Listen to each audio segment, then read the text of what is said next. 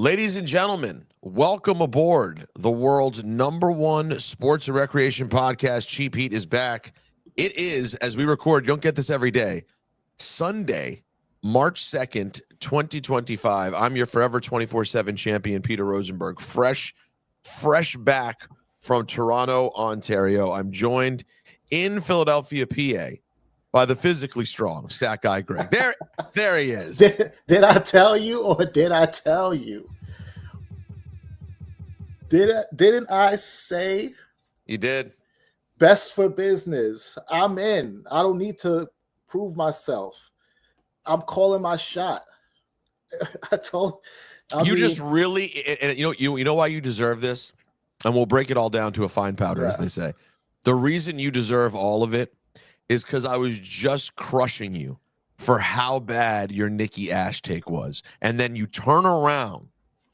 I mean, come on. That night, he didn't even make it to the plane. And I said, guys, Cena did the thing. Like, it was subtle, but it happened. I'm telling you, it happened. And nobody believed me. No, nobody listened. Let's get right to it. We'll break down the whole night that was Elimination Chamber. Yeah. Shout out to everyone if you happen to be enjoying this live, shout out to Kid Cudi, not Cuddy. There was a lot of hip hop at Elimination Chamber, but I saw that. But Kid Cudi is not here. Shouts to Jay Fred, David Wasserman, Andrew, Alec Grande, Jaded Fox, of course, as always. Megan Youssef is here, Tyler, Dominic, everyone who's in the chat. We appreciate you. We're going to break it all down. I have to start off by saying this. I need to give props, the highest level imaginable props to John Cena. Yeah. Listen, we don't know where this idea came from, but there has never been anyone possibly louder than me about he has to do it one day, or it is a black mark when his career ends. I'm sorry. Like, you have to show us that you can do it all. And I don't really want to hear about early heel John Cena. It's practically like saying, well, he worked heel on the indies. Like, it doesn't matter. The only Cena that we're talking about when you look at the Hall of Fame career is from Doctor of Thugonomics on. Once he was over as the Doctor of Thugonomics, everyone was cheering for him, and that was it. And we were off to the races, and we've never looked back. So to me, we always were going to look back, if it didn't happen, as he's one of the greatest, but there could have been more. And so we can speculate on it, why we got this and what we'll get from it. And we'll do all of that right here on this week's episode of Cheap Heat. But props to the man for taking an artistic risk. And from what I gather, and I don't know this from the horse's mouth, but from what I gather, this is just more John Cena doing what the company thinks is the best thing to do. Hey, he probably wouldn't, if they said, hey, we want to have you just be regular John Boy and put over Austin Theory, he probably would have done that. But instead, here we are with one of the single most shocking and impactful moments in the history of professional wrestling. Yeah, and I gotta jump on that and echo that a little bit and say, shout out to John Cena, Sir John Felix Anthony Cena, for bailing me out, because let's face it, you're in trouble. My Roman was gonna beat Cody at WrestleMania Hollywood. It was running out of steam. Yeah, my CM Punk is definitely going to WWE. It was running out of steam. I needed a new big Greg Stradamus thing. You really did. To take me into the future. And damn it, shout out to John Felix Anthony Cena for delivering me that. Is it, by the way, actually Felix Anthony Cena? I think so. I did not know that, by the way. So I know you saw Zack Linder today. Was he over the moon excited for his John Boy? He was. He was. And, his take was that we're going to talk about this the way people talk about Bash at the Beach. I think it remains to be seen. But if I had to make a snap judgment and pick a side, which I do because the people that listen to Cheap Heat expect me to do that. You'll say it's bigger than Bash of the Beach, of course. I'm gonna say it. I'm gonna say that we will talk about it the way we talk about Bash of the Beach. Could be bigger. Well, I thought you were gonna go even further because Kaz texted me today, and Kaz is honestly for people who don't know and of course many of you do know our guy Kaz from the Ringer Wrestling show, Mass Man show with Shoemaker. Kaz is more SGG than SGG. My man pulls out the take machine with no one even asked for the take machine, and he's got it fired up. Well, the take machines are rolling, so he got to have them ready to go. Exactly. Well, he's very active on social, so his brain is like he texted me today. This is big. This is bigger or better than Hogan turning. Prove me wrong. But then as the conversation, I know. Which, by the way, it's like, well, I can't do that. I mean, it's completely subjective. The only way I could quote prove you wrong would be if we waited. It's currently been 28 years since Bash of the Beach. Right. So for us to properly analyze this, just to be clear, I'm going to be 73 years old. And we can then have a conversation about where this sits relative. But that's a very scary thought, by the way. But I will say this. I said it last night on the post show. It's in the conversation. Absolutely. Like, it's in the conversation. Now, as the conversation with Kaz went on, he also let it slip. Like, part of that's just that he wants it to be that because he wants to shit on Hogan, which obviously I fully understand and appreciate. But you can't truly judge something that's as iconic as that without the hindsight to see how it plays out. Right. But the moment itself, in terms of shock, you can argue that this was more shocking that John turned because there was absolutely no need for it. Yeah, exactly. Hogan needed to turn. Yep, because what people forget about that moment, like if you compare the moments, John Cena's still at the peak of his powers, right? This is John Cena that everybody loved, and they wanted him to come back and win the Rumble and go to WrestleMania and triumphantly get the 17 so everybody can throw the roses at his feet.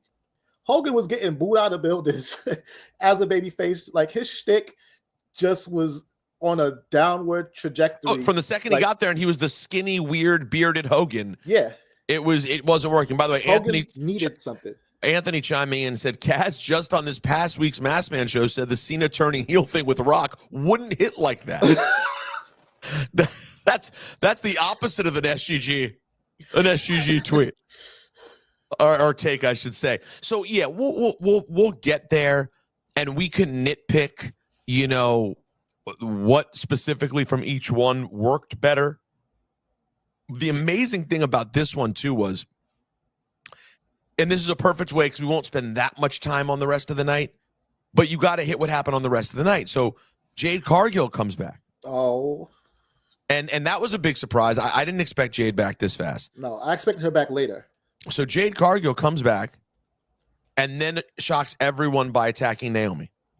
Now, earlier that day, I was flying and it crossed my mind, and I don't know why I didn't say it on the podcast. I'm like, oh my God. I'm looking at the lineup of the match and I'm going, oh, Bianca's going to win this match.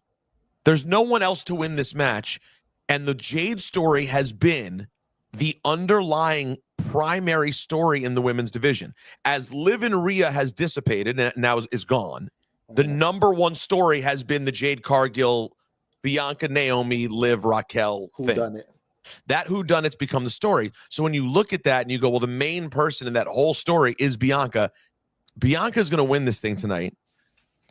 And then Jade's going to come back, I thought, at Mania and cost Bianca, because I don't see Rhea dropping it yet. You texted that in a group chat, and I was like, you know what? I like this. I was thinking like they might go with a sleeper pick, like a Roxanne Perez, and just try to put somebody over and give them a shot in the arm. And in that moment, I failed myself because I abandoned the story-driven pick for my markdom. Like, there's no story behind Roxanne winning and going on to face, whether it's Rhea or Io. There's just no story behind it. They could get us one in 49 days or whatever it was. But like you said, Bianca had the story going in of this whodunit, and what happened to Jade. And again, I didn't think we were going to get such a major plot point on Saturday, but damn, what that beatdown was a hell of a way to start the show. Exactly. And I won't do any Oscar spoilers, though I just saw that a wrestling fan just won an Oscar. A big wrestling fan just secured an Oscar, I'm told. The shot that we had of Bianca trapped in the pod while Jade is beating down Naomi was awesome. And now there's so many different ways this thing can go, because it could be Naomi did it. It could be Bianca and Naomi did it. It could be just Bianca did it and let Naomi get beat down. That's what I think it was. That's what I think it was. So anyway, so we get that surprise early, and by the way, the women's match was off the charts. Yeah, off the charts. And respectfully, and I say this respectfully to EO, we are getting Rhea and Bianca at WrestleMania. It's been time. Like they just missed each other so many times, right? Because they had that WrestleMania where Charlotte beats Rhea, and then Rhea slides down the card a little bit, and as she's doing that, Bianca works her way up to beating Sasha Banks the next year and just becomes a permanent fixture in these women's title matches. Rhea roars back, and when Rhea's defending another championship at WrestleMania, Bianca's in a 6-man tag. So it's like they just keep missing each other. But now is the time where these two women who, they were 29 and 30, like the last two in the Rumble years back. And since that moment, people have wanted to see them get to the top together, and they're here. So it's time for this match. It's time. So we're getting Rhea and Bianca. And, it's funny. Even I have taken it for granted. Like, oh, we'll get there. We'll get there. Do it now. Yeah. Like, by the way, do it now. You don't know. They're completely in their prime. They deserve it. Rhea's hot as can be. Bianca needs to get hot again, and she'll be able to turn it right back on. But if you saw in the post show, it's on. I asked her about hey, it kind of feels like you're probably ready to get this singles thing cracking again, and she did not hold back about being tag team's cool, but I'm the EST. I'm the EST. Let's do this. By the way, I want to add last night to the list. I dare someone to find the list of how many times I've interviewed Bianca Belair in the last 18 months. I have never interviewed anyone in any walk of my life more times than I've interviewed Bianca Belair in the last 2 years. Well, you need to do it more, because I think I only interviewed her once with you. See, that's sad. And then once without me? Yeah, and then once without you. But this includes corporate things, Hot 97, on camera at WWE. We have done so many. But what made it nice was that last night there was something truly new to talk about. So you get an awesome women's match with a big twist. The women's tag match would be the one thing that didn't further anything except just a cool match. It was a nice, for the hometown Toronto crowd, a nice palate cleanse. Let Trish come out, get her victory lap, show that she still got it. Oh, and by the way, I should also mention, someone mentioned Bliss in the comments. Great performance from Bliss. Great to see her back there. The only thing I would have done differently is I would have had Bliss eliminate Liv and gotten Bianca over Bliss. I thought that there would have been a little bit more impact to Bliss surviving till the end rather than Liv. I don't know. It just feels like with the year Liv's had, did she need to be in that final spot there? I don't know. Yes, I'll say why. Because Liv being there added a little bit of unpredictability in terms of, okay, who actually is going to win this match, right? Because she also has a story with Rhea. It feels like it's wrapped up, but as Cody's trajectory as champion tells us, it never really ends, right? Your ops are never fully put to bed. Anybody can come back and be a thorn in your side, especially if there's a story there, especially on the road to WrestleMania. So when I saw that Liv and Bianca were the last two in that match, I was like, I really don't know where they're going to go. To me, that's exactly proving my point, though, because I would have loved for it to get to the point where it's Alexa and you're watching it and you're going, oh, wait, are they about to thrust Alexa right back into the picture? And I think that could have happened had they had that moment as well. Because think about it. Hindsight's hard to get past because Bianca won. Right. But at the time, we didn't really know what the necessary impetus was for Bianca winning. Particularly, you could have thought with the Jade thing, that means Bianca's not going to win because she's already going to have something else on her plate. So unfortunately, I latched onto your idea already. Of no, Jade my idea was it. Yeah, it's. By the way, but I do want to say something. I want to reveal something to you. Okay. So there's no need for me to tell this except for the fact that it's the honest to God's truth. I had this entire thing on the plane, thought through it, was like, oh, I need to text them. Oh, I didn't have Aeroplan, and my flight out there was Air Canada, and it was so short I wasn't paying for a text. So I was like, all right, forgot to text you guys. Get to the building, walked into a room where my stuff was.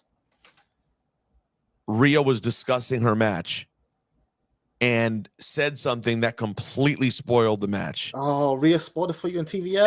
And I said, do we have no respect for spoilers?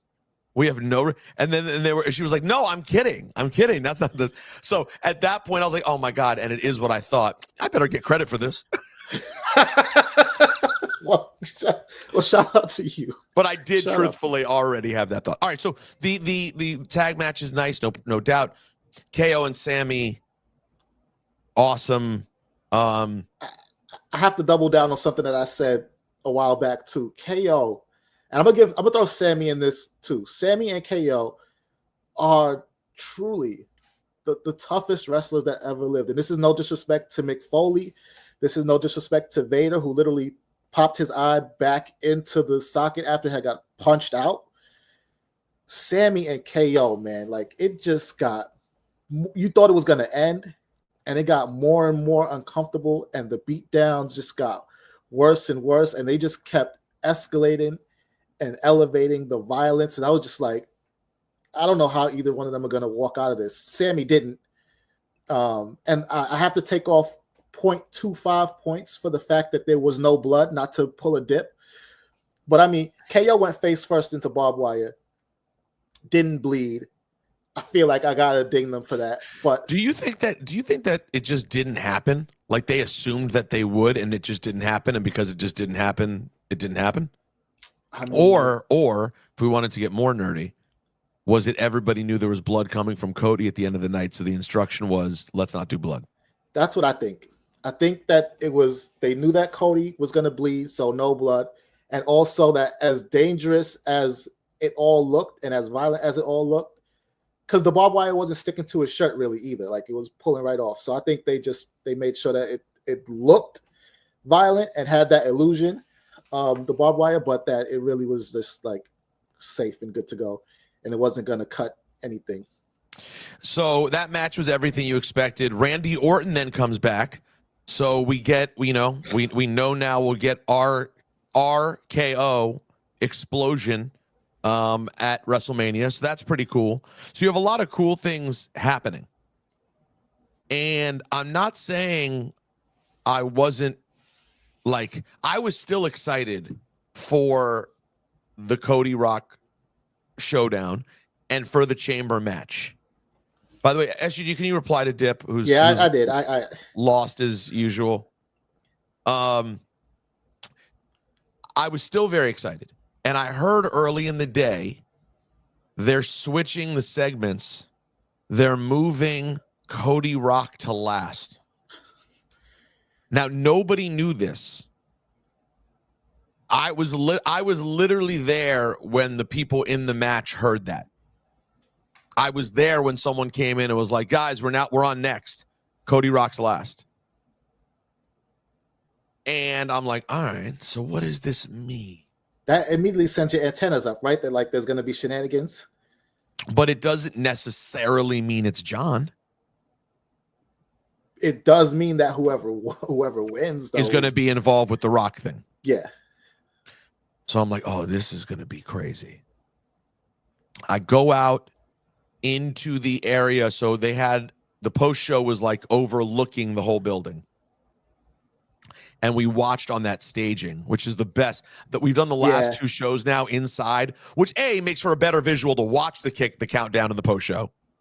And B is so much better for us because I can literally sit and watch the show from our set, which makes it just so much better than having to find a place to be. That building was a pain in the ass. There was my TVL, the TV locker room, there was no locker room. There was a room.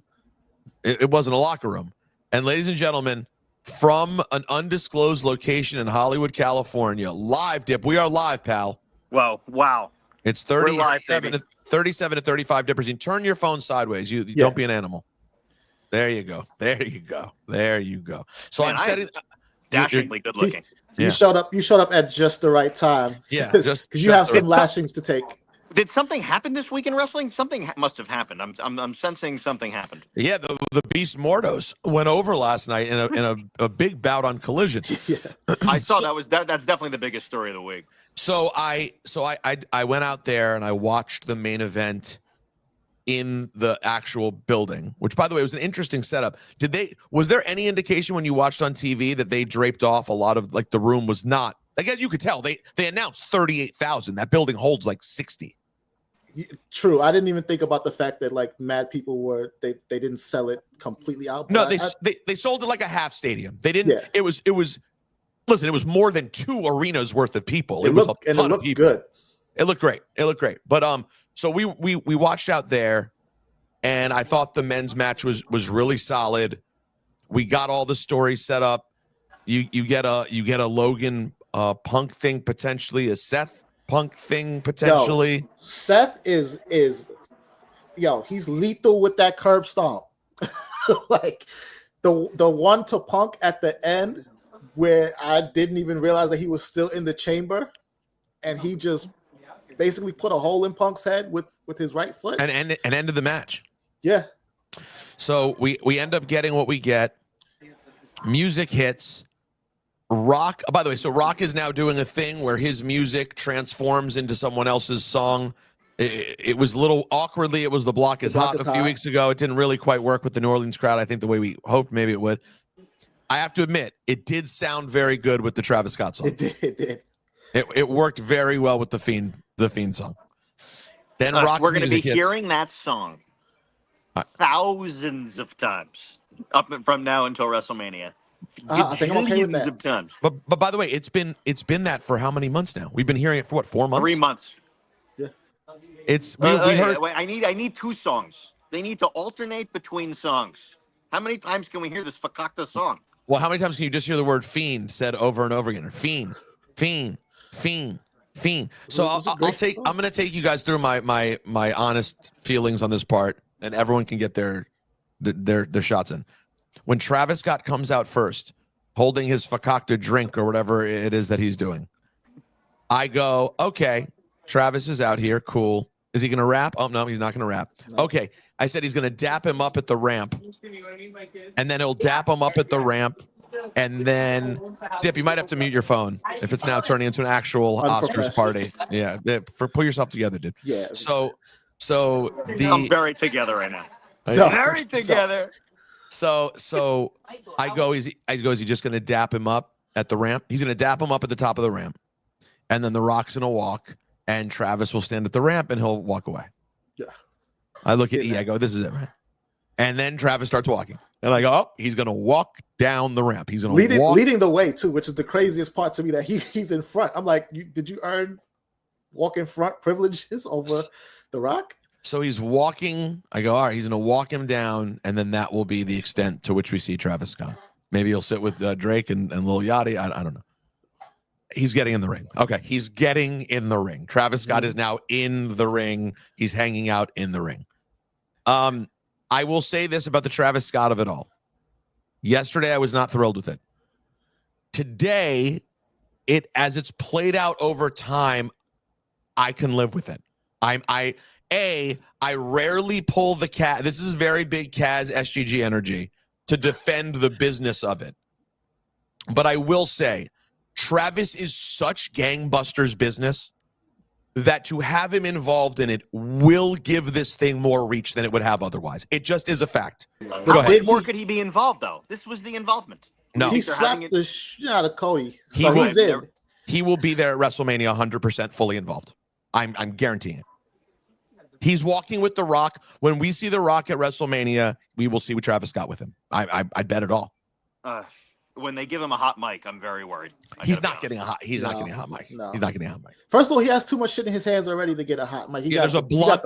He got the drink. He got the title. He don't have enough hands for a hot mic too. So it's by the way, I want Rocky and Travis to have a match for the fake title. Whose fake title wins? Yeah. Yo, Travis joint look better than the people. No, the Travis one was harder. The belt hardcore Travis Scott. The hardcore Travis title. There's going to be a lot of business going on with Travis. Anyways, so I know Dip has a lot to say. I know SUG has a lot to say. So I'll just say this about it. When The Rock did the thing, this is what makes it so good. I literally went, what the hell's going on here? You know what I mean? My brain actually said, what the hell? What is he doing? And then I saw John Cena's face and I went, wait. It was literally one of those moments where I went, wait, what is happening? And then we were there and it was glorious. And in that moment, literally to me, after a 20-some year career, John Cena elevated in my eyes in one moment. And I just want to say, let's not leave when we're talking about all the stories from this weekend. Please don't leave Cody Rhodes out of the conversation. That guy's face throughout the entire thing and the setup and eventually getting us to go bleep yourself. Yeah. Which was, where was my bleep? Which completely, Dip, we talked about this. Dip and I have spoken about, we're not super into the cursing. When it comes from Cody Rhodes, though, and it's an actual legitimate surprise, it has impact. Cody don't curse. That's why it was a perfectly well-timed go F yourself. I just want to say one thing. I can't stay that long here because I'm around 40 people right now. No, please. Well, but I just want to say one thing, okay? Before I sort of say the meat of what I wanted to say, okay? Mm-hmm. I was right about every single thing. Cut him off. Get him out of here. Get him out of here. Every single thing. There's nothing left for him to say. Greg was wrong about everything. I predicted there's nothing all left of for him this. to say. Greg predicted nothing. Bleep it all. I predicted John Cena was going to turn heel. I predicted all these things. You particularly said it's realistic. Nothing. Yeah, no, you particularly said realistically. He said, I think it's realistic. This is definitely going to happen. John Cena is going to. I said it. I predicted it. I know everything. Greg, that guy Greg all right. knows nothing. Okay, what's the real point you want to make before you lose us before you unbutton another button at your douchebag Hollywood party? Yeah. Why don't you just bless us with your thoughts? Because we know you're very chest hair. Because you did say very clearly to SGG, there's no way it's going to happen, and if it happened, I'll be the happiest person in the world. I will tell you that whoever made that decision, whatever collective group of people that made that decision for that to happen, it was one of the greatest moments of the last 25 years of wrestling. Okay, that is what wrestling is all about. And the element of surprise is back, ladies and gentlemen. That is something that we had lost under Vince for years and years. Okay, yeah. The over promotion, the over teasing, the ruining things before they occurred. The idea that you can still in 2025 now with Triple H and Nick and whoever else is making these decisions. The Rock. The Rock was a big part of this. The Rock, whoever, the creative team, whoever's making these decisions, the idea that the element of surprise is back in a bigger way than it has been in 25 years is a testament to how quality the programming has been lately, and how the future is bright. How tight they've gotten. The future is bright. Yeah, the leaks are plugged. First of all, but second of all, I want to push back a little bit and say it's not necessarily element of surprise. Like they push out so much content, right? There's so much wrestling, there's so much shows, and so much is happening that when they drop a breadcrumb, we don't even realize it's a breadcrumb until they drop it in the video package later on and then let you know that this was a thing, right? And to go back to the Cena thing, that Rumble promo that he cut after he lost, when they put it in a video package on this past Friday night SmackDown, we're live here. While they built to whether or not Cody was going to make his decision with The Rock, I was just like, yeah, it's Cena, because that wasn't a thing that they just left and let out there. That was a breadcrumb that they dropped, that they reminded us about the night before. And I would argue some of these breadcrumbs I feel like are left, and they don't even know what the breadcrumb's going to end up being. But then they come back and they go, "See, you see the breadcrumb?" Yep. Like now, are you seeing that people? The Rock, when he did the thing a while ago where he held up the 3 at Bad Blood, and that yesterday when he did his awkward throat slash, it ended with the 2. You saw that? I did see that. They're like, he's got one left. Is there a third man? Who's the third man? Who's the third man? You're sensing third man. I don't know what could that be. He's got one more chance left to end Cody Rhodes' career. When he did the third one, he didn't take a. And by the way, Cody is going to be the amazing thing about this whole thing is what it's going to do for Cody, and the art that John and Cody will have a chance to create at WrestleMania, because they're going to make the goal for John Cena to get booed and for Cody to get cheered. Of course, I think but that's not a given. It's happening. Hold on. I think John Cena is going to get booed. Cena's going to go out there. He's about to cut the best heel promos. He's about the best promos you've ever seen. Well, how many? 2? He's going to be not going to be on a lot of TV between now and then. No, but I know. Also, good. They're going to go all the way with it. He should pull back a little bit and make the fans sort of hate the fact that he is gone. That may be so, but what I'm saying is I wouldn't so quickly. You guys just immediately went on. Oh, they're all going to boo him. What he just did was so effing cool, and it's his last 6 months ever in wrestling.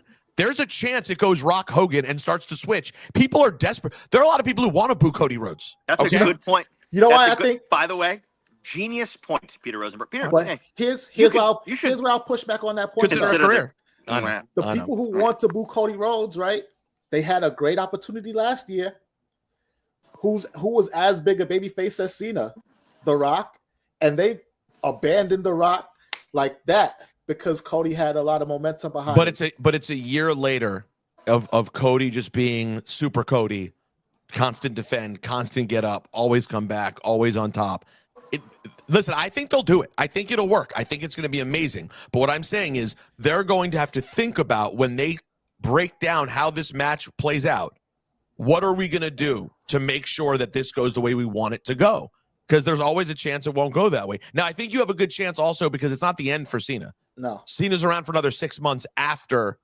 He has way more. He's here till the end of the year. Cena has way more dates on the other side of Mania than he has on the front side. Cena has, I think, 30-some dates left. They're almost all on the other side of Mania. Because he said it was 36 dates, and so far it's been, what, 2? 3? Something like that, 2, 3. All right, Dip, do you want us to let you go to your party now? The people need you. They do. Yeah, I by the way, a wrestling fan has already won an Oscar. Kieran Culkin, yes. That's right. See? Big fan. All right, Dip, I sat right by him at the Netflix show. Dip, oh, that's right. But Dip, by the way, thank you for making time on such a busy Oscars night for you. We're so humbled to have you here. Hooray for Hollywood. Hooray for Hollywood. And I just want to say one last thing. I'm always right. Greg is always wrong. Thank you very much. I'll talk to you later. Talk to you. Thank you. There he is. Okay. There's Brian Dipperton. Now we can have a show. We don't have Dip with his with his vercoctor lies. Okay, let's go a little bit more into the details of it, right? The intricacies of what happened last night. Yeah.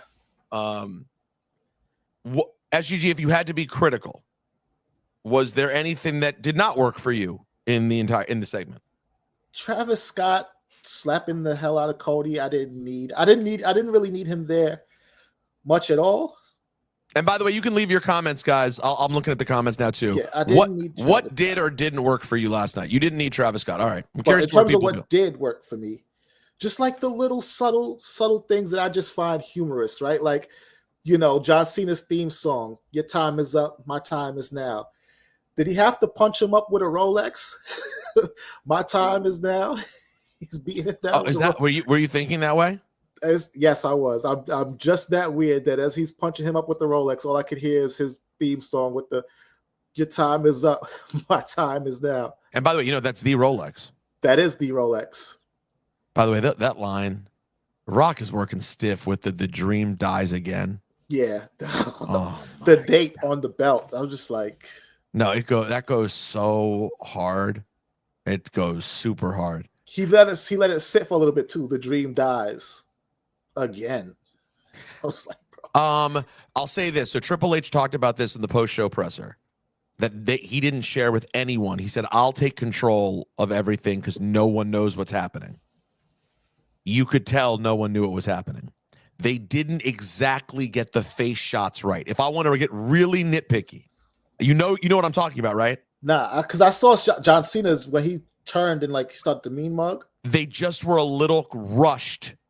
Normally, if it's completely worked out, like even The Rock's throat slash, they basically caught it when it had already started. And then when they cut back to Cena's face, it's incredibly quick. Watch it again, you'll see what I mean. It's a little bit, but when you think about the massive moments that they create, usually they have time sitting on each shot to really let it build. And in fact, I think part of that is why the live crowd seemed a little confused. Like the crowd, it felt loud in the building. It felt electric, but I was also so high off it myself. I don't even know what anyone else was thinking. Right. But when I went back and watched the replays, I found that the ringside crowd that was, in view of the hard cam, they weren't all like getting it immediately. But they may not have seen from a position standpoint what exactly happened when Rock did this and Cena did the crazy eyes. Because when Cena becomes Crazy Eyes Killer, you got to be looking at the screen or you're not going to see it. Yeah, because by the way, that facial expression, I don't know that we even got that when he was Dr. Thugonomics. That was just like blank, sleeper cell soldier has been awakened and like he's transformed into a killer. And I'm so curious to know what his overall look is going to be like. If we get a new look, if we get a new theme, if it's just completely, start from scratch, something that we never thought we were going to see. Because his personality flipped just like that in a dime. And so you mentioned that, and this goes to a good question from David Wasserman, who says, "Is Cena getting new music?" Highly doubt that. Well, Cena got that other single off that album, "I'm a Bad Man." That's like he could with Freddie Fox. Yeah, he could easily go Bad Man if he wanted to switch up the theme and keep it Cena. The interesting thing to ask, though, in my opinion, is actually, does he change the look? Yeah. Not just, to me, it's not just about, it's all the little things. Or does he change nothing? I of course, me, I personally hope we see a little bit of everything. You just texted it. I'd love to see the suit. I'd love to see him come out as like corporate John Cena. Yeah. But we'll see. I lean towards he won't do all of that, but I don't know. He can't still run to the ring. He's not throwing his hat. He can't do this when he all of that stuff has to change. He might not even wear a hat. He's definitely not running to the ring. Is him and the cameraman, him and Stu, are they gonna still be boys when we see him next? I really don't know. Oh, by the way, it was my friend Greg Hay who texted me the suit thing. I confused it with it being you. All right, someone who I know is eager to talk about these things. Now we got a podcast. And very excited, as if he hasn't been put over enough on this podcast. Did you see the glorious birthday post that this man got? No one gets that. I did. And 10 slides. And as if that wasn't enough, the birthday boy himself with a pristine-looking beard, Zack Demetrius Linder. Birthday. Happy birthday, Zach. I'm like Cora Jade. What does she do? She does like that, right? Yeah, I feel very uncomfortable with you doing that. I'm like Cora Jade in pretty much every way. But first of all, real quick, before we get to it, how was your birthday party? Zack Linder had a birthday party today, and I was not able to attend because he is the first 40-year-old man in history to have his birthday take place at a time slot that is normally occupied by birthday parties for 5-year-olds. 12 noon on a Sunday. There has never been someone older than 11 who's had a birthday at noon. So I wasn't able to make it, but of course it made sense. You went to a matinee movie. I have to ask the question. The invitation said, we're going to watch one of Zach's favorite movies. That's right. Was it Annie Hall or Manhattan? I mean, what was the decision? I thought it was Body Slam.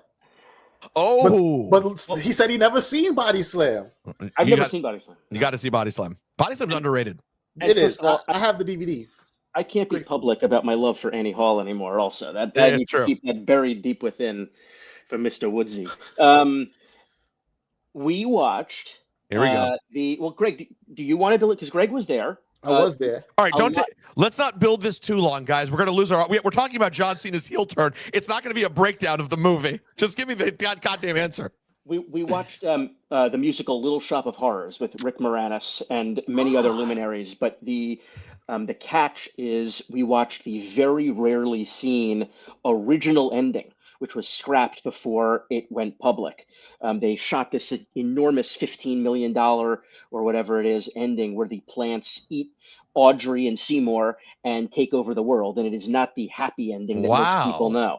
Wow. How many people came to the shindig? That's enough of the plot of Little Shop of Horrors. What how many let's get to the important part. How many people came? I know. How many people came to the event? Including me, it was 18 people. Beautiful. Me, Amanda. Yeah. And the bagel selection, look, the amount of egg everything's was incredible. I had my first lox with cream cheese on the bagel today. Shout out to Zack Linder.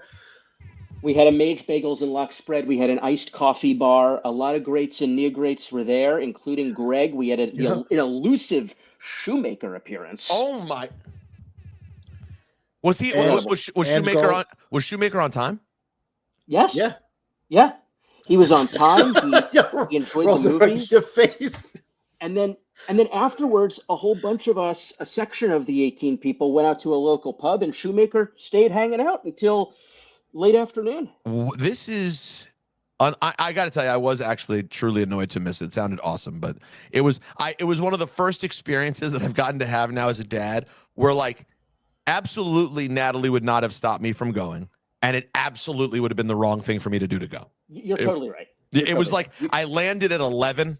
It would have just been like, I'm not coming home. I'm going straight to Zacky's movie party. It couldn't. So we're gonna have to. We'll pick it up. We'll watch a Fakakta AEW pay-per-view and get dinner somewhere. We'll celebrate the 40th another way. Totally. But yes, it was a 5-year-old's party. I mean, we had Carvel ice cream cake and the like. Extra crunchies. Well, but Zach, you got your present early because John Boy with the biggest moment of his career last night. How surprised were you? Peter, who is my favorite wrestler? It's John Marco LaGreca Cena. my lovely John Boy. My poor little John Boy. I love him. It needed to happen. I said a lot of this to you guys over text last night or earlier today, but it needed to happen. This is the right regime for it to happen under. I don't think that if the previous leadership was still around, that this would have happened. I think that this is a regime that has the cojones to flip the switch, and it was really, really well done. It was someone I think in our chat made the point that they can do it now because they used to feel pigeonholed into using John as the magnet for children, but we have so Cody for that purpose now. They got more Cody, Bianca, so many options now for that. So I think it's incredible. Yes, I agree with you. What is the presentation for his character going to look like? I'm sure Andrew Goldstein will be very tuned into the gear, as he always is. That's all he can focus on. At any moment, that's all he can talk about. You know what I'm really interested in too, and I don't know if you brought it up before I hopped on the stream, but his music. We just said this. Yep. Yeah. Because you can't. I don't know. So apologies if this is a no pun intended, broken record. But can't be Yabadoo, and it can't be Thugonomics, because Thugonomics has now, his previous heel theme is now a babyface trigger. Yes. Because it's retro and cool. Yep. So what is the new John Cena character? By the way, what I said. I'm going to throw out an insane. I think that's a. Listen, I don't know. Nothing's a pipe dream anymore, but I can't see it being the Freddie Fox vehicle, Bad Man. Though I do like that song, but it's very baby-facey.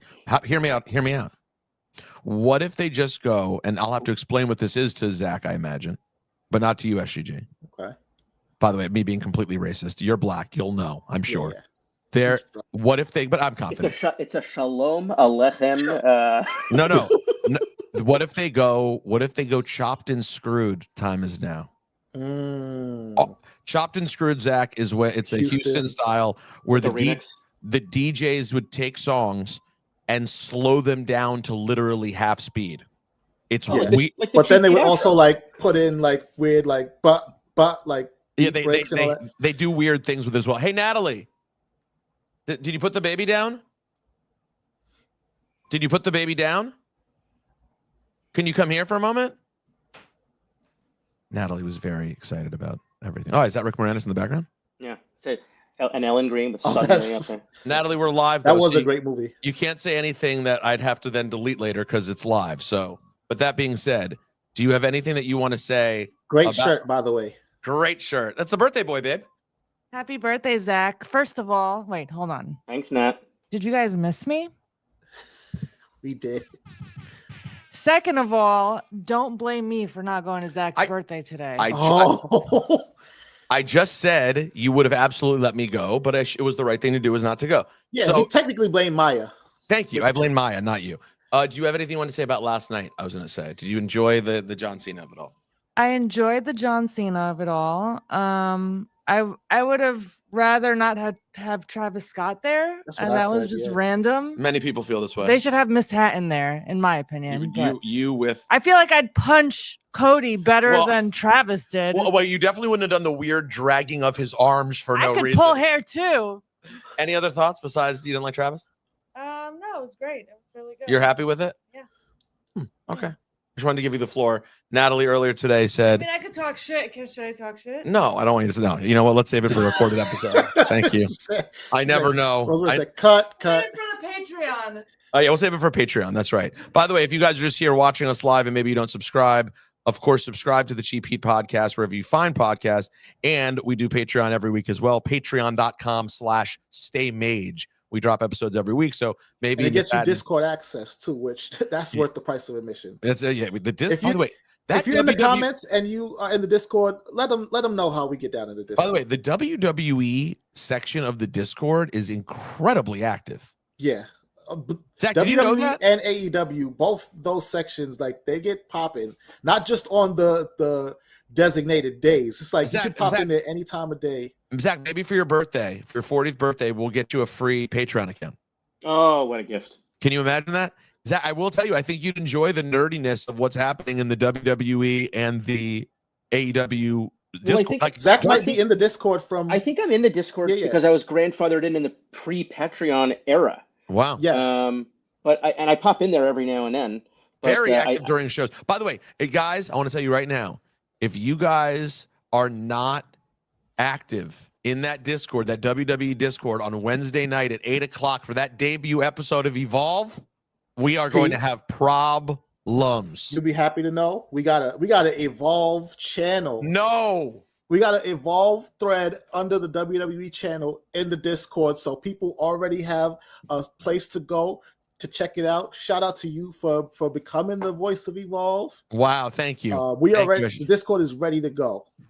I appreciate this very much. I really hope you guys are on board. As you know, this podcast has already indicated we are big swipe right people. That's right. We're very excited for the debut of Swipe Right.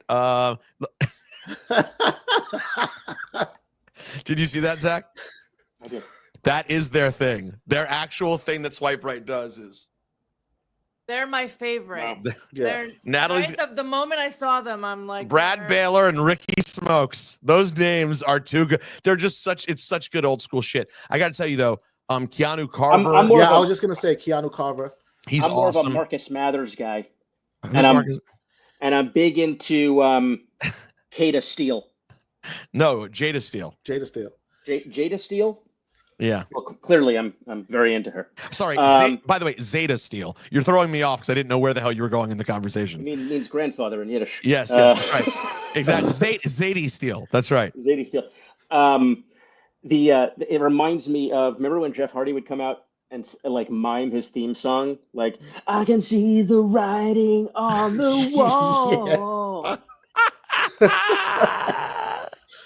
He did it for a very brief period when he had that Fakakta song. By the way, like, just don't do it. It's not working. Just so to put a bow on this thing, because we have Natalie and I are deep into the show Paradise now.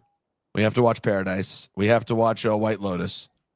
Tonight, White Lotus is tonight. Severance. Yeah. You're digging a Severance?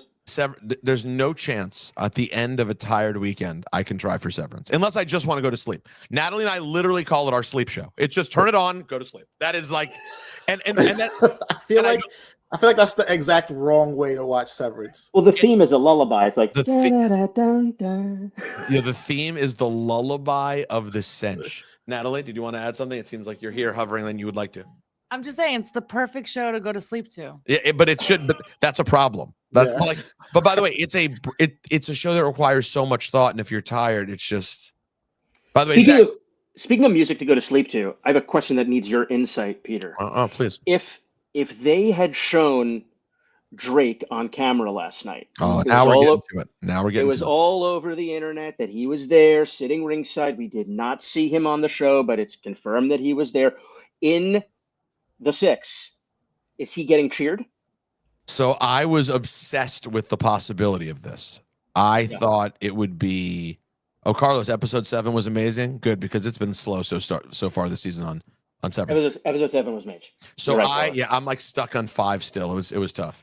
But I was speculating with everybody who'd have the conversation. What's going to happen? I had this conversation. Let me just do random name dropping for no reason. I had this conversation with Hurricane Helms. Okay. I had this conversation with Damian Priest. I had this conversation with none other than Sam Roberts. Wow, greats and near greats confirmed. Yeah, seriously. Confirmed. And by the way, as I texted Sam Roberts last night, time to retire, Sam. You're not getting any higher. It's not. Getting put over by The Rock, that's good stuff right there. Now, unfortunately, after that, there were 30 more minutes of questions from WrestleSlop.com. Yeah. But, I mean... I'm not going to bash anybody, but he got asked what I think was probably one of the worst questions to ask in that moment. And shout out to The Rock for just saying, we can't end it there. No, we can't. No, he's like, tons more questions after that. But at the same time, you guys have to understand, when that's happening, I love doing the post show. So if you guys haven't watched the post show from last night, it's pretty cool because 3 minutes after the show ends, it goes to me, Joe, Tess, and Big E. And we had like 10 minutes to react on the Cena thing, which, like, as a wrestling fan, dream come true to get to be on WWE TV, reacting to the biggest thing that's ever happened. Awesome. But then after that, they start going to the pressers. And when they go to the pressers, we're just sitting out there in the arena watching a monitor. So when it gets like last question, and then someone asks a fakakta question about God knows what, and Rocky goes, we can't end like that. I'm like, I'm not going home tonight. I am sleeping in the Rogers Center. This could go forever. Well, there is a Marriott. In that case, shout out to Cena for walking in and walking out, right? He at least... SGG, we didn't mention that earlier. I'm so glad you brought that up. Number 1, for the sake of me getting any sleep last night, shout out to John Cena for just doing a mic drop and leaving. But number 2, thank you. Wait, you hated it? I hated that. Hold on. Yeah. I can't wait to hear your response. But here's it felt corny to me. It felt corny. Like, just don't come out. Don't do the press conference. We've had people involved in big moments in the past that don't do the press conference. But we'll see you when we see you. Nah, but I feel like John Cena had to, because you got to think about it like this, right? Before the Rumble, when we saw him, he came out and he commandeered a press conference. He sat there for like a half an hour, taking everybody's question about anything. I'm happy to be here. I'm coming back. I will see you, and it's going to be all love. And then at the Rumble, he loses. He doesn't take a question. He goes to the press conference, throws a tantrum, and walks out. Then he does what he says he's going to do, and he shows up back to those same people. And that's I told you so. I'm here. Now strap in and watch what I do next. He had to go there and do that. I mean, he was advertised for it. Obviously, he's one of the biggest stars on the show. I hear what you're saying, Zach, but to me, it served the purpose. It's like, I said all I have to say, I'm out. Yep. I loved it, though, because we can argue about whether it should have been that he didn't show up or whether he dropped the mic. All I loved is he didn't break character. This is too cool a thing to break character 5 minutes later. Thank you, John, for not breaking character. Like, I get it. Rocky's going to do that, and that's his thing. The fact that John did not, he allows us to live in this. Please let us live in the make-believe. Like, that's why we're here. I don't need you to walk out and go, well, what I was thinking was, finally, I'm going to turn heel. Yeah. I mean, listen, on the post show, we acknowledged that he turned without ever saying the word heel. I was like, John. I noticed that. You actually did a very nice job of it. I know. Right before we went on the air, Joe Test was like, just a little behind the scenes. Joe Test was like, I think we should go completely break everything. Let's just be fans and break it down. And I said, you lead the show. I will follow your lead. He's the guy. Joe Test is the voice of SmackDown. I will follow your lead. And then when he eventually did it, he said, he worded it. He went, yes, it happened. John Cena has turned. If he had chosen to use the word heel, it might have affected the way that I did it. But because Joe just went with he turned, I never was going to go any further than that. I was only going to let that be the line of, because you can argue that could mean a lot of things. Turned into a terrible guy. You know what I mean? But there's a distinction to not using those words. And I love that John didn't show up and did not force us to have that conversation. We didn't finish the Drake thing. I think he would have been cheered. I wonder whether he didn't want to do it, and I don't know why they decided not to do it. If he didn't get completely unanimous, overwhelming cheers, I think it might have come off in a way he wouldn't have liked. If it had been anything less than raucous cheers, which is why I have the idea of all ideas. But I mean, I get it. No one put this much thought into it. I guess he loves wrestling. That's why he was there. I think it would have been raucous cheers. He was there because Lil Yachty invited him. Oh. And he went with Yachty, and then he posted today some terrible pictures from the event and said, like, I'm sold, Yachty. So, which by the way is crazy, because about 3 weeks ago, rumors started that Drake was going to be performing at WrestleMania. I asked sources, and everyone has told me absolutely not. That's ridiculous. But now that I see him show up to Chamber and then post, I'm sold, I'm like, is Drake going to perform at WrestleMania? I think you got kayfabed on that, because it feels like he is going to perform. Like that. I'm wondering if Drake's going to perform at WrestleMania. So what's your relationship with him like? Can you ask him? I got a better chance of asking Drake. Let me say this. Him and I always have an up and down relationship. I think the fact that I'm like the King Kendrick fan probably doesn't help at this moment. Even though I think I've been fair and respectful throughout the whole thing, I doubt he would view it that way. And the fact that my co-host in the morning has been like pretty aggressive on the other, like SGG would describe it as like, Ebro is like now king op for Drake at this point. So like, I don't think any of it would be great. Listen, me and Drake have always had like some level of connection. I think push comes to shove, it could be okay one day. But I think at this moment, let me put it this way. I planned on meeting up with Yachty yesterday. When I found out Drake was there, I said, I'll see you at the next show.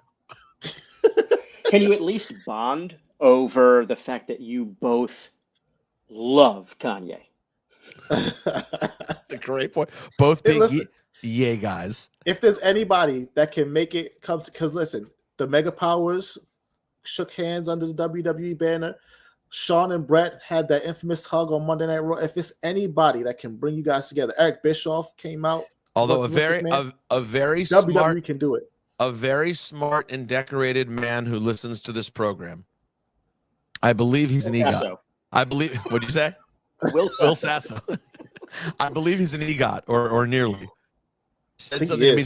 Is he an EGOT? I think he said to me today something very wise. He said, I got to tell you, a heel wrestling run wouldn't be the worst way for Drake to come back. And I thought, you know what? He's not a bad point. It's not at all. It could be pretty cool. I don't know if we'll get that, but here's the point I was going to make. How mage would it have been if after all the boos, the second Canada and the cheering ended, they'd cut to Drake on the big screen? Yeah. That would have been roof off. If they had thought through that and they say after Canada, like wear the Canada jersey, cut to Drake in the would have been the best, cheapest pop that Drake even better than the Canada jersey, a Bret Hart jacket, a Bret Hart merch. Oh, yo, cut to Drake in some Bret Hart merch, bro. After Canada, if he had talked to me, people would be dancing in the streets, reciting Degrassi lines. Confirmed. confirmed. Singing Celine Dion until the wee hours of the night. Yeah, and someone says Drake coming out with Jey Uso at WrestleMania because Jey Uso is required to have a rapper come out with him every time. True. Wayne already did it. I don't agree, Luna Lee, that it would have been terrible for Drake in Toronto. I don't think so. No, Toronto, like that's his city, man. Like I've been up there, Caravan weekend when OVO Fest is coming up. It's a Drake town. They're not going to turn their back on him. Maury says Las Vegas is close enough to LA to not want to risk getting booed. Nah, Las Vegas is different, man. Like they just there for the vibe. It's not going to be, and it's not going to be an LA show. No, it's an international show. Anyways, last night was amazing. I had such a ball. Without revealing too much, it was one of those days where I got to be like so close to the coolest parts of everything. Like I'll put, in the TV locker room, veterans are often there. And last night's match had a lot of veterans. So like everybody was around. It was just a day where like people were around, and I got to overhear John Cena have the fun, overhear is the wrong way to put it. I had the funniest conversation with John Cena about the details of what makes an unsanctioned match unsanctioned. We spent a lot of time really diving into the kayfabe of, wait, what exactly do you mean by unsanctioned? Okay, we were waiting to see if they turn the lights out. By the way, I liked what they did with the lights during the unsanctioned match. Yes, same. I thought they did. I thought they ended up doing a really nice job. The lights were not sanctioned. I want to say one more thing. Can I say one more thing? You're the birthday boy. We'll let you close. As you know, my profession used to be working for a little place called .com. And when I was at Payback in 2014 at the Allstate Arena.